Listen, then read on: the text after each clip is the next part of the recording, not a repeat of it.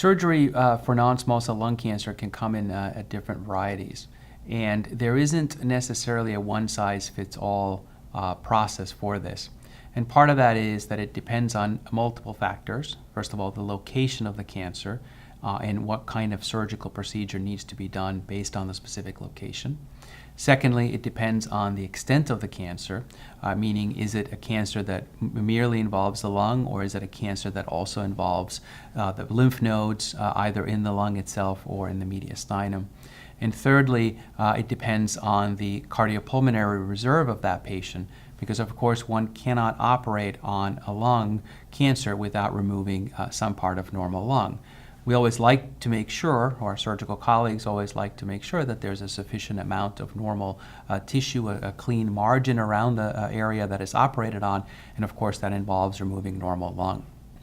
So a couple of different surgical procedures can take place, and these range from a very limited surgical resection, which we would call a wedge resection, so essentially taking a piece out of the pie, that pie piece containing the tumor itself as well as the surrounding amount of tissue, normal tissue. That's often performed for small cancers that are easy to operate on. Next step up from that would be what we will call a lobectomy, which would be taking out one of the anatomic lobes of the lung. So on the right side, you have 3 lobes, an upper lobe, a middle lobe, and a lower lobe. And the left side, you have an upper lobe and a lower lobe. And if the surgeon can effectively remove the cancer contained within the anatomic lobe of the cancer, that is another type of surgical procedure that is typically performed.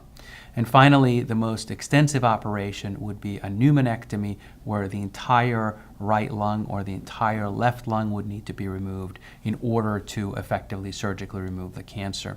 Again, the decisions for these depend on the location and on the extent of cardiopulmonary reserve that the specific patient has, and is a discussion typically between the patient, the surgeon, pulmonologist. Often extensive testing goes into place to determine how much lung function the patient has. Pre-treatment, how much lung function would be remaining after treatment, and in that way an individualized surgical treatment plan can be generated for the patient.